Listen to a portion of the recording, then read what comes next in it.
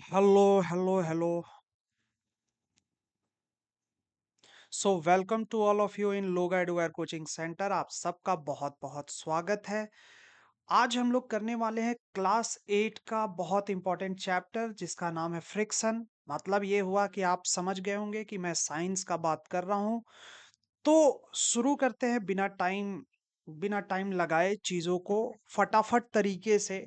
देखो, इसका यही गोल है कि आप चीज़ों को आराम से पहले समझ लो, पढ़ लो। पढ़ना नहीं है, पहले समझ लो, देख लो और चीज़ों को ऑब्जर्व करना सीखो और एक बार फिर अपने बुक को रीडिंग करो। देखो, एक चीज़ क्लियर है, समझो, कोई शॉर्टकट नहीं है। अगर आप रीडिंग करने नहीं आ रहे हैं, आपका रीडिंग का हैबिट नहीं है, आप लिखने नहीं आ रहा है, आपको लिखने का हैबिट नहीं है, मतलब आप स्टूडेंट नहीं है।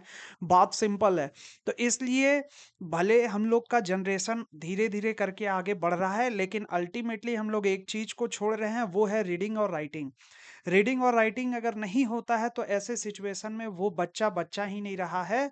आप अपनी काबिलियत को भूल जा रहे हैं, क्योंकि अल्टीमेटली यही चीज़ आपको प्रोग्रेस देता है। कोई भी चीज़ पढ़ने का एक लॉजिकल चीज़ है। जैसे मान लो मैथ्स, मैथ्स इतना क्यों पढ़ाया जाता है? सिंपल मैथ्स का पर्पस ये है कि आपका लॉजिकल थिंकिंग को आगे बढ़ाएँ। अब अगर मान लो आप उसको दूसरे सेंस में लेंगे तो आपका काम है लेना, आप लेते रहो, कोई दिक्कत नहीं है, लेकिन करने वाला उसी में फिर अच्छा करके अपने आप को इम्प्रूव करते रहता है। अल्टीमेटली इम्प्रूव करना ही है। हम लोग इंसान है तभी यहाँ तक पहुँच पाए हैं इम्प्रूवमेंट की वजह से, ठीक है? तो बिना टाइम वेस्ट किए फटाफट से शुरू करते हैं। चैप्टर का नाम है फ्रिक्शन। बिना समय गवाए आप देख सकते हैं जैसा कि ये व्यक्ति एकदम भर-भर के बॉक्स को खींच रहा है। तो चैप्टर का नाम यहाँ पे एकदम खूबसूरत तरीके से लिखा गया फ्रिक्शन, है ना? नाउ आगे देखते हैं। देखो, एक साइकिल चलाने वाला साइकिल चला रहा है, लेकिन when we stopping pedalling a bicycle it gradually slow down and finally comes to stop. बोल रहा है कि साइकिल अगर हम लोग पैडल लगाना भूलना नहीं है, मतलब छोड़ देना है, देन धीरे धीरे करके, ग्रेजुअली मतलब धीरे धीरे करके वो स्टॉप हो जाता है। कौन? साइकिल। तो क्या रीज़न हो सकता है उसका? उसी तरीके से देखो, फुटबॉल, फुटबॉल अगर मान लो हम लोग जैसे हिट करे तो एक फ़ोर्स लगा तो मोशन में आया, फिर देन धीरे-धीरे करके ग्रेजुअली वो रेस्ट में आता है। ऐसा क्यों हो रहा है? कोई तो फ़ोर्स है जो उसको अपोज़ कर रहा है। No force appearance to acting on the ball, yet the gradually decrease and it comes to rest after some times. यही चीज़ जो मैंने बोला है, सेम चीज़ है, राइट? आगे बढ़ते हैं। Now, the force responsible for changing the state of motion of the ball is called force of friction. इस बॉल को जो चेंज कर रहा है, मतलब रेस्ट में जो ला रहा है, वो आपका कौन है? फोर्स ऑफ फ्रिक्शन है। मतलब आपने जो ताकत लगाया वो फोर्स मोशन दिया, और जो रोक रहा था, जो आपको दिख नहीं रहा है, वो फोर्स ऑफ फ्रिक्शन है ना? तो फ्रिक्शन बेसिकली आप शुरू हो चुके हैं चीजों को समझना। तो देखो यहाँ पे क्या बात है, ये फ्रिक्शन एक ऐसा फोर्स है जो कि कांटेक्ट, ऐसा अभी हम लोग जस्ट पीछे वाले लेक्चर में हम लोग देख रहे थे, है ना? फोर्स एंड प्रेशर में। तो फ्रिक्शन हमारा कांटेक्ट फोर्स है। बिना कांटेक्ट किए फ्रिक्शन लग नहीं सकता, ठीक है? Now, whenever an object move or trend train tends to move over the surface of another object, there is a force acting between the two surfaces in contact. क्या बोल रहा है कि अगर कोई ऑब्जेक्ट है, व्हेनेवर एन ऑब्जेक्ट मूव्स, अगर कोई ऑब्जेक्ट मूव कर रहा है या चाह रहा है मूव करना over the surface of another object, किसी दूसरे सरफेस पे, there is a force acting between the two surface of contact, मतलब उन्हीं के बीच में फ्रिक्शन लगना शुरू हो जाता है, जो कि एक फोर्स ही है। इसी के बारे में ये डिस्कस कर रहा है। नाउ आगे बढ़ते हैं। फोर्स ऑफ फ्रिक्शन है क्या? देखो यहाँ पे जैसे ये धक्का लगाया गया है, तो जैसे आप धक्का लगा रहे हैं तो मोशन डिस्प्लेसमेंट, डिस्प्लेसमेंट मतलब क्या होता है? जैसे डिस्प्लेस करना, मतलब आप किसी एक पर्टिकुलर डायरेक्शन में उसको भेज रहे हैं, तो उस डायरेक्शन से इस डायरेक्शन में आ रहा है, मतलब इस तरफ आ रहा है, ठीक है? तो एक पर्टिकुलर डिस्टेंस ट्रेवल किया, उसको डिस्प्लेसमेंट बोल रहे हैं। सपोज करो कि एस डिस्टेंस ट्रेवल किया, ठीक है? अब चूंकि डिस्प्लेसमेंट इस डायरेक्शन में था, इसका मतलब हुआ कि अपोजिट डायरेक्शन में एक फोर्स तो लगेगा जो उसको रोक रहा है। That force is called friction.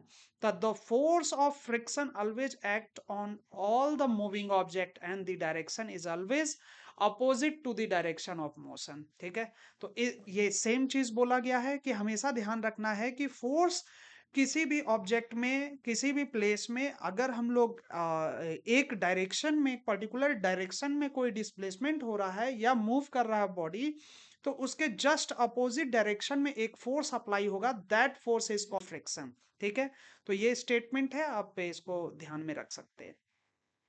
क्या क्या रीजन है फ्रिक्शन का, आप देखो, जैसे गौर करना, जैसे देखो एग्जांपल के लिए एक इंक्लाइंड प्लेन है। अब यहाँ पे एक बच्चा वाला कार को गिराओ, तो कार को गिराएंगे ना, तो एक कुछ डिस्प्लेसमेंट होगा। वो डिस्प्लेसमेंट क्या है, कुछ डिस्प्लेसमेंट है, वो नोट कर लेना। ठीक है, due to force of friction of the wooden surface the car comes to rest. Of course जो नीचे वाला पोर्शन है कहीं ना कहीं तो रुकने वाला है, लेकिन कुछ पर्टिकुलर डिस्टेंस में वो रुकेगा। वो डिस्टेंस को नोट कर लेना। नाउ अब क्या करो, वहां पे कुछ गमछा टाइप का कुछ बिछा दो वहां पे, राइट, जो कि टेबल क्लॉथ है।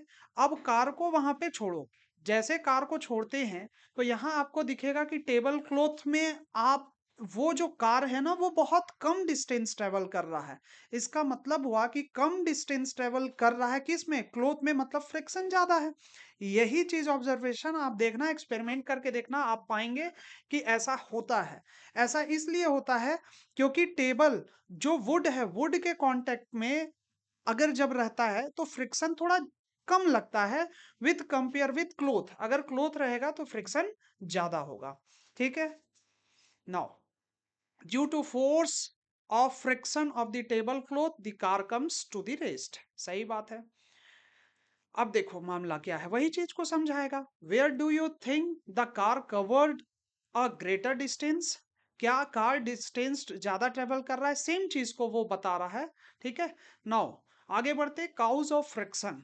तो force of friction depends on the nature of the surface in contact. तो यहां से आपको एक चीज मिल गया कि काउज ऑफ फ्रिक्शन मतलब क्या रीजन हो सकता है। तो एक रीजन उन सभी में है कि कौन सा कांटेक्ट एरिया है। कांटेक्ट एरिया, कांटेक्ट सरफेस पे डिपेंड करता है कि फ्रिक्शन हमारा कैसा लगने वाला है। ठीक है, जैसा कि आप इस एग्जांपल में देख रहे थे कि चूंकि यहाँ पे रफनेस थोड़ा कम था, तो इसके वजह से फ्रिक्शन यहाँ आपका कम लग रहा था, विथ कंपेयर विथ जब फिर रफनेस बहुत ज्यादा हो गया, जब आप क्लोथ को बिछा रहे हैं मतलब रफनेस ज्यादा हो गया, तो ऐसे में फ्रिक्शन ज्यादा लग रहा है। तो आप एक चीज को ध्यान में रखना। ठीक है, यहाँ पे फ्रिक्शन डिपेंड कर रहा है रफनेस ऑफ सरफेस। अगर रफनेस ज्यादा है तो फ्रिक्शन ज्यादा होगा, और रफनेस अगर कम है तो मतलब फ्रिक्शन भी कम होगा। चीज क्लियर है। नेक्स्ट हम लोग देखते हैं, देखो नेक्स्ट है हमारा एक, देखो यहाँ एग्जाम्पल दिख रहा है कि स्मूथ सरफेस है, उसमें धक्का लगाओ। ठीक है, आप आराम से धक्का लगा रहे हैं, still the block comes to rest, और फिर भी वो रेस्ट में आ जाता है।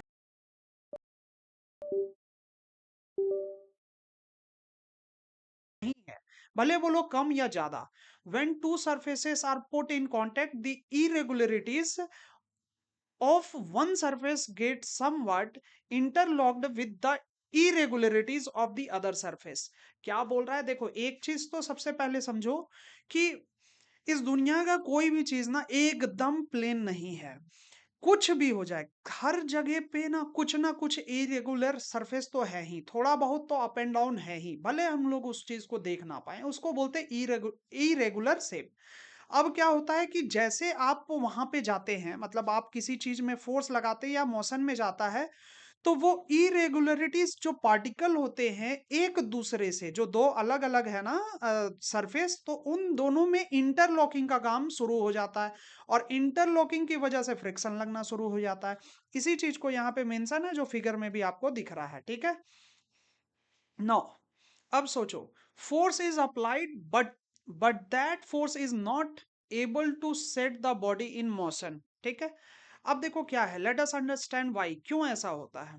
तो कुछ एक्टिविटी हम लोग करके देखते हैं फटाफट से। देखो यहाँ पे कि ये ब्लॉक है, अब यहाँ ब्लॉक को अगर आपको देखना है कि उसमें क्या लग रहा है, तो इस तरीके का आप ले लो।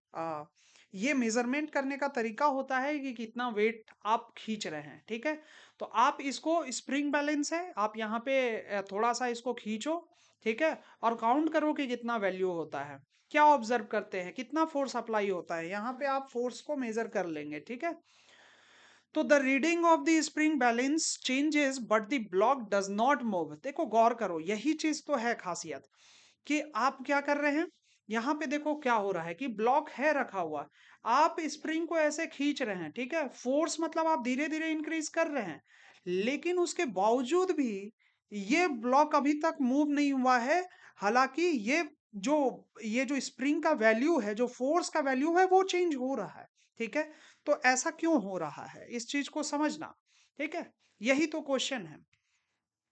The reading given the measure of the force of the friction between the block and the wooden surface। तो कुछ देरी के बाद जब आप बढ़ाते जाएंगे, ग्रेजुअली बढ़ाते जाएंगे, तो एक पर्टिकुलर टाइम में आपको दिखता है कि हाँ भाई अब यहाँ से मोशन शुरू हो चुका है ना। तो ये थोड़ा सा है कि फ्रिक्शन है क्या एग्जैक्टली exactly, है ना। इस चीज को देखते हैं। अब आओ आ गया।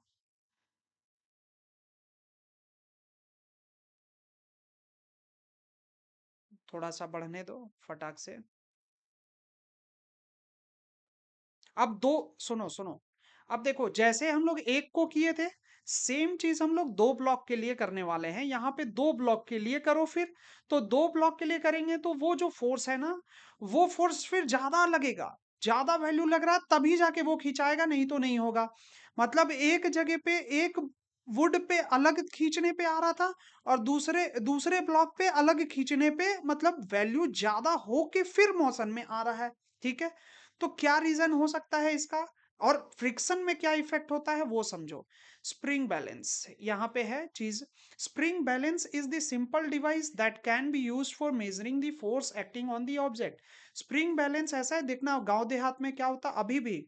आ, पहले क्या होता था ना, सिलेंडर में गैस को भरवाने के लिए गांव में ले जाते हैं, और अभी भी एक स्प्रिंग टाइप का लटका हुआ रहता है, उसमें वो सिलेंडर को नाप नाप के मेजर करके बताते हैं। तो वो क्या बताता है, वो फोर्स को बताता है कि कितना फोर्स अप्लाई हो रहा था, ठीक है। उसी को बोलते हैं हम लोग spring balance. It consist of a coiled spring which gets stretched when a force is applied to it. मतलब एक कॉयल, कॉयल मतलब होता है घुमा हुआ, ठीक है। जो वायर होते हैं ना, वायर का घुमा हुआ स्वरूप वो स्प्रिंग होता है, ठीक है। तो वो कॉइल्ड मतलब घुमा हुआ, सिंपल उस तरीके से वो स्ट्रेच जब होता है ना, स्ट्रेच जब होता है तो वहां पे फोर्स का मेजरमेंट हो सकता है। उसी को हम लोग स्प्रिंग बैलेंस बोलते हैं। वहां ऊपर आपको दिख रहा है रिंग, ठीक है। Stretching of the spring is the measured by a pointer moving on the graduated scale. वो मूव करता है वो पॉइंटर, ठीक है, वो उसका जो कि आपको वैल्यू बताएगा। द ऐसा unit of force is Newton. ये ध्यान रखना है कि जो फोर्स का यूनिट होता है न्यूटन होता है, तो यहाँ पे भी न्यूटन मेंशन होगा, ठीक है। The force is said to be 1 Newton if it is produce an acceleration of 1 meter per second square in a body of mass 1 kg। मतलब कोई भी बॉडी, देखो simple F is equal to m a होता है, ये तुम लोग को अभी नहीं पढ़ना है। बस दिमाग में रखो कि एक्सलेरेशन का वैल्यू जब एक होगा और मास एक होगा तब जाके एक न्यूटन बनता है। मतलब एक मास, मतलब एक केजी का कोई बॉडी 1 मीटर पर सेकेंड के स्क्वायर के एक्सलरेशन से, एक्सलरेशन भी अभी तुम नहीं समझ रहा होगा, तो अभी नहीं ज्यादा समझना है, उतना ज्यादा डीप नहीं जाना है। बस दिमाग में रखना है कि 1 न्यूटन मतलब न्यूटन होता है उसका ऐसा यूनिट, ठीक है। चलो आगे बढ़ते हैं। और ये हुक्स है जहां पे आप फंसाएंगे चीजों को मेजर करने के लिए, ठीक है। Factor affects friction. कौन कौन से फैक्टर्स है जो अफेक्ट करते हैं। Nature of two surface in contact, जैसा कि अभी आप बताए थे कि क्लोथ रखे थे तो मोशन कम हुआ मतलब फ्रिक्शन ज्यादा था। तो इरेगुलर सरफेस जितना ज्यादा होगा फ्रिक्शन उतना ज्यादा बढ़ता है, तो ऑफ कोर्स नेचर पे डिपेंड करता ही करता है, ठीक है। Force pressuring the two surface together.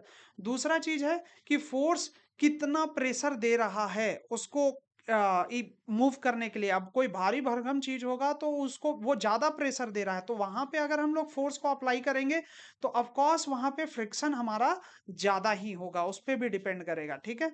Now types of friction देखो, सबसे पहले हम लोग पढ़ते हैं स्टैटिक फ्रिक्शन और काइनेमेटिक फ्रिक्शन, रोलिंग फ्रिक्शन जब भी होता है, वन बाय वन देखते हैं इसमें क्या मेंशन है। स्टैटिक फ्रिक्शन की बात करते हैं, मतलब देखो ये बच्चा बड़ा सुंदर बच्चा है आपकी तरह, और धक्का लगा रहा है। तो स्टार्टिंग में जो डायरेक्शन ऑफ फोर्स है आप दे रहे हैं कंटिन्यू, ठीक है, आपको डायरेक्शन भी दिख रहा है, तो उल्टे तरफ एक फ्रिक्शन तो लग रहा है। तो सबसे शुरुआत में force of friction as represent कर दे रहे हैं, ठीक है। तो व्हाट डू वी फाइंड, क्या फाइंड करते हैं, the force is not sufficient to overcome the friction, मतलब पहले स्टेज में जब आप फोर्स लगा रहे हैं तो वो नहीं मूव कर रहा है, ठीक है, वो सफिशियंट नहीं है। वाई डज दिस हैपन, क्यों ऐसा होता है। तो अब इसका क्या रिप्लाई है, the box remain at rest, सही बात है, रिमेन रेस्ट में होगा। when an external force act on the box, the force of friction acting is known as static friction। देखो क्या हो रहा है, जब जब हम लोग एक्सटर्नल फोर्स अप्लाई कर रहे हैं, ये बच्चा जब धक्का लगा रहा है तो वो बॉडी अभी रेस्ट में है। तो जो बॉडी रेस्ट में है उस वक्त एक फोर्स जो अपोजिट डायरेक्शन में काम कर रहा है वो फ्रिक्शन है। लेकिन गौर करना, वो जब तक रेस्ट में हल्का सा वो जैसे मोशन में आता है, उस वक्त का जो फ्रिक्शन हो रहा है, मतलब कितना फोर्स हमको लगाना पड़ा उसको मोशन में डालने के लिए, वो स्टार्टिंग का फोर्स, वो कहलाता है आपका स्टैटिक फ्रिक्शन। मतलब शुरुआती तौर पे रेस्ट के टाइम पे जब आप फोर्स लगा रहे हैं, तो उस समय जो आपको फोर्स लगाना पड़ा उसको मोशन में लाने के लिए, that force is called static friction. This static friction balance the force which we exert on the box and the box remain at rest। चलो ठीक है। नाउ अब देखो, अगर हम लोग 2F फोर्स लगाएंगे तो ऑफ कोर्स यहाँ पे फोर्स ऑफ फ्रिक्शन है, direction of force 2F he apply हो रहा है। अब क्या होगा, सपोज करो इस जगह पे व्हाट हैपन, तो the box will still remain at rest, वहां भी रेस्ट में है। देखो जो बात है वो सीधा सीधा हम समझा दिए, इस चीज को ये थोड़ा सा लंबे तरीके से ले जा रहा है, ठीक है। Force of static friction increase of the applied force, जब रेस्ट में चल रहा है ना बॉडी, तो रेस्ट में जो आप धक्का लगा रहे हैं, अभी मोशन में नहीं आया, उस समय जो आप फोर्स को अप्लाई कर रहे हैं, बाहरी फोर्स को अप्लाई कर रहे हैं, that force is static force, ठीक है। अब देखना वहां पे आप जब तक वो मोशन में नहीं हुआ है वो स्टैटिक फोर्स है। आप जैसे मान लो कोई ऑब्जेक्ट है जो कि 10 न्यूटन के बाद ही मोशन में आता, तो आप 2 न्यूटन लगाएं तो वो 2 न्यूटन स्टैटिक फोर्स हो गया, 3 न्यूटन है तो 3 न्यूटन स्टैटिक फोर्स हो गया, ऐसे। और 10 न्यूटन है तो 10 न्यूटन स्टैटिक फोर्स है, ठीक है। Force of static friction increase of applied force, जैसे जैसे आप फोर्स को बढ़ाएंगे वैसे वैसे स्टैटिक फ्रिक्शन भी बढ़ता है, ये बात को हम लोग को ध्यान में रखना है, ठीक है। लेकिन अल्टीमेटली देखो फाइनल स्टैटिक फ्रिक्शन वही हो रहा है जो जहां पे वो शुरुआत किया मोशन में, ठीक है, मतलब वो मैक्सिमम वैल्यू स्टैटिक फ्रिक्शन का हो जाता है, ठीक। Static friction is self adjusting force, वो सेल्फ एक दूसरे, ऑफ कोर्स अगर हम 1 न्यूटन का फोर्स लगा रहे हैं तो 1 न्यूटन का स्टैटिक फोर्स मिलेगा, अगर 2 न्यूटन का लगा रहे हैं तो 2 न्यूटन का मिलेगा, तब तक जब तक वो मोशन में नहीं आता। तो this is called static friction, the force required to the overcome friction at the instant an object start moving from the rest is measure of the static friction, ठीक है, चलो बहुत बढ़िया। नाउ स्लाइडिंग फ्रिक्शन, स्लाइड करना है of course. Sliding friction किसको बोलते हैं, देखो यहाँ पे ये स्लाइडिंग ही एक तरह से हो रहा है, ठीक है। 3F अप्लाई कर दिए, क्या हो रहा है इस जगह पर, ये मोशन में आ गया, इसको बोलते हैं हम लोग साइड स्लाइडिंग बोलो या काइनेमेटिक बोलो, ठीक है, दोनों चीज सेम है।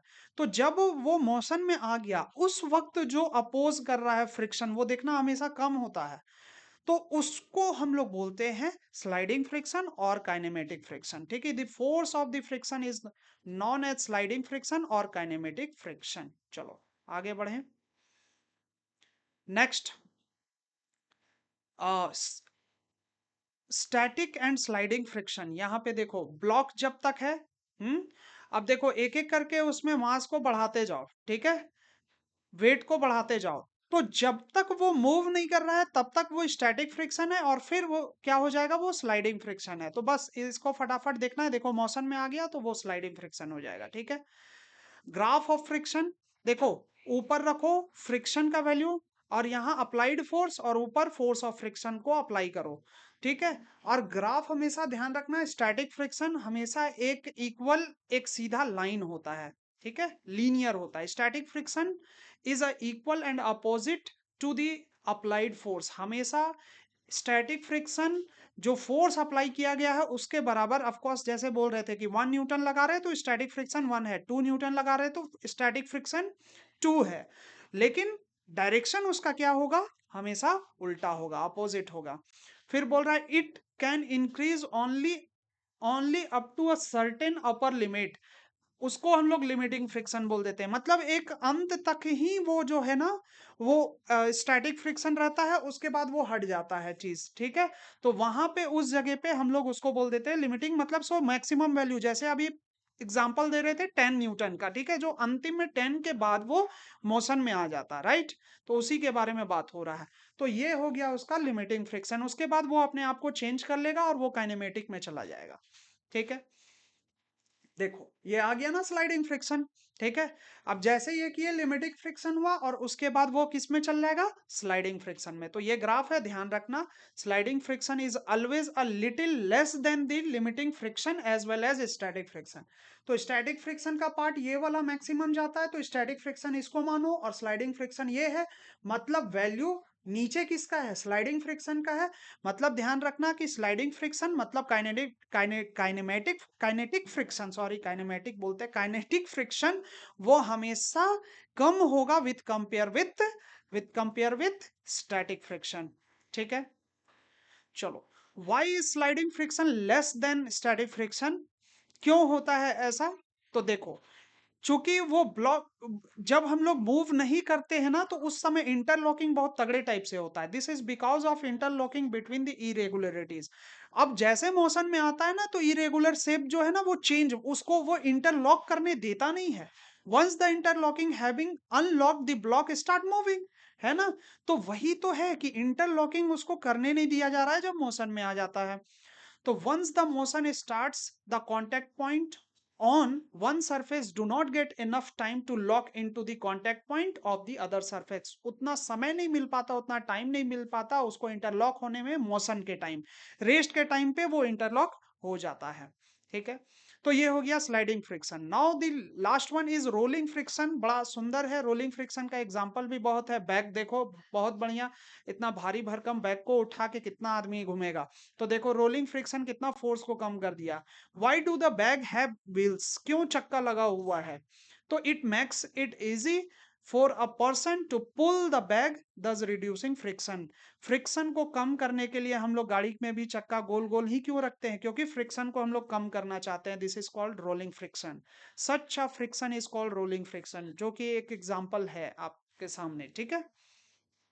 Activity to understand rolling friction. देखो अब यहाँ पे है ना, वहां पे कुछ एक चक्का टाइप का कुछ लगा दो, पेंसिल लगा हुआ है, पेंसिल लगा दो। अब देखना वहां पे ना, अगर मान लो 5 गोली लगाया था तुम, तो वो 2 ही गोली में वो बुड़क जाएगा, ठीक है। तो ये है रोलिंग फ्रिक्शन का चमत्कार। इसलिए तो हम लोग गाड़ी में हर जगह देखो रोलिंग, गोल गोल गोल गोल वाला चीज को ज्यादा यूज करते हैं। क्यों, क्योंकि फ्रिक्शन को हम लोग वहां पे कम करना चाहते हैं। और फ्रिक्शन कम होगा तो एनर्जी बचेगा, एनर्जी बचेगा तो हमारे यूज में बहुत ज्यादा एफिशिएंट हो जाएगा वो, है ना। तो force of friction that comes into the play when one body rolls over the surface of another body, ठीक है। It exists between two surface in contact between which there is no relative motion, ठीक है। किसमें बात हो रहा है, static में। It exists between two object when one them is sliding over the surface of the other, slide हो रहा है एक दूसरे पे। और it exists between two object when one of them is rolling over the other, मतलब एक rolling कर रहा है और दूसरा उसी पे बैठा पड़ा है ना। तो कौन है, स्टैटिक फ्रिक्शन हमेशा बड़ा होता है, स्लाइडिंग फ्रिक्शन उससे छोटा होता है, जिसको काइनेटिक फ्रिक्शन भी बोलते हैं, और सबसे कम फ्रिक्शन होता है रोलिंग फ्रिक्शन में।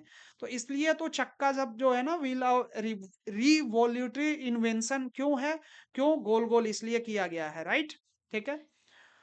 Where do you think the force of the friction to pull the bag will be less? ठीक है, क्यों ऐसा होता है? तो अब हमको लगता है आपको समझ में आ गया होगा। ठीक है, तो आज के लिए हम लोग फ्रिक्शन का पार्ट 1 ये लेक्चर बना है। हम लोग पार्ट 2 भी करेंगे। फटाफट तरीके से हम लोग चीजों को समझें। अब बुक को रीडिंग करो और कुछ प्रैक्टिस करो लिखने का। ठीक है, तो इस तरीके से आप कॉन्सेप्ट को, चीजों को समझ सकते हैं। जैसा ये स्ट्रक्चर तैयार किया गया है समझाने के लिए, मुझे लगता है कि बहुत आराम से चीज समझ में आ जाएगा। उम्मीद करते हैं कि आज की क्लास आपको पसंद आई होगी। Thank you so much.